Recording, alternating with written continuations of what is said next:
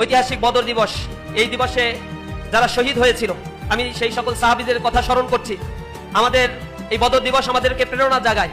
বদর দিবসের সেদিন নিরস্ত্র মুসলমানেরা সেদিন বিশাল এক বাহিনীর বিরুদ্ধে দাঁড়িয়ে গিয়েছিল।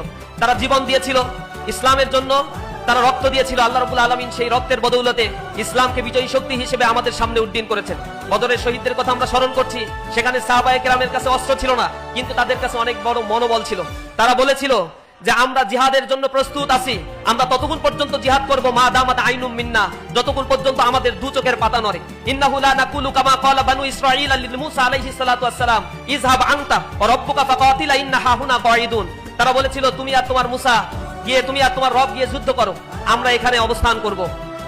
এর বিপরীতে সাহাবা আজমাইনরা বলেছিল, হে রাসূল আপনি আমাদেরকে ডাক দিন, আমরা দাঁড়িয়ে থাকবো, জীবন দিতে আমরা প্রস্তুত আছি।